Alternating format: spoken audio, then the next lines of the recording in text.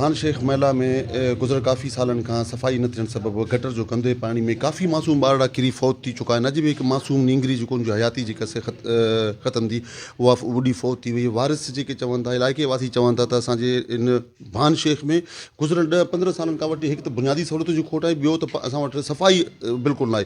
भान टाउन में एतिरे बजट हुजण बावजूदि जेको सफ़ाई अमलो आहे किथे जेको बजट जेको अचे थो उहा किथे ख़र्च थिए। ॾिसो, चूंडियल नुमाइंदा अवाम जे अॻियां पाण खे ज़िम्मेवार नथा सम्झनि। हू सम्झनि था त असांखे जेको मुक़ररु कयो आहे उनखे मंथली ॾियनि था, जेकी बजट अचे थी उहा उन्हनि जे ओताकुन ते ख़र्च थी थिए। वाहड़ मुराद अली शाह जो ॻोठु आहे उते उनजे बंगले ते ख़र्च थी थिए, या हिते जेकी सॼी बजट आहे उहा हिसोपति शरीक थिए। छाकाणि शहर जा नुमाइंदा, शहर मां चूंडियल जेके मेंबर आहिनि उहे न आहिनि, पर सराउंडिंग जेके ॿाहिराड़ी में रहंदड़ भोतार आहिनि उहे हिते बजट जा मालिक बि आहिनि। हिते मुक़ररु थियल चेयरमैन, वाइस चेयरमैन ऐं काउंसलर उन्हनि जा उहे धणी बि आहिनि।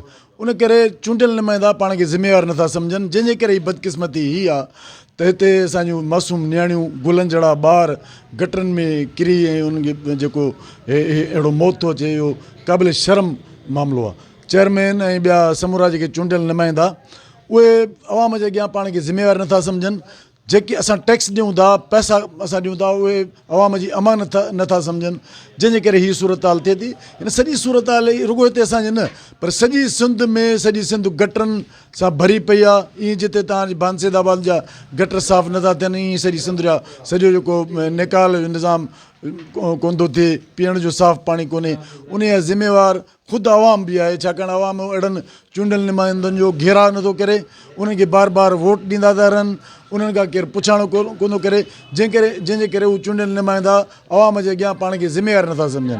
हीअ ॾाढी तकलीफ़ जा ॻाल्हि आहे। मां सम्झां थो त जेके नंढड़ी मासूम जा जेके वालदेन आहिनि उन्हनि खे अदालत में वञणु घुरिजे, चेयरमैन ऐं ॿियनि ते क्रिमिनल केस दाख़िल करणु घुरिजे, क़त्ल जो केस दाख़िल करणु घुरिजे। जेकर असां का बि उन्हनि उन में सहूलियत वरिती त असां उनखे वकील बि करे ॾींदासीं, त जीअं उन्हनि मासूम जेको ॿारु आहे उनजे वालदेन सां इंसाफ़ थी सघे।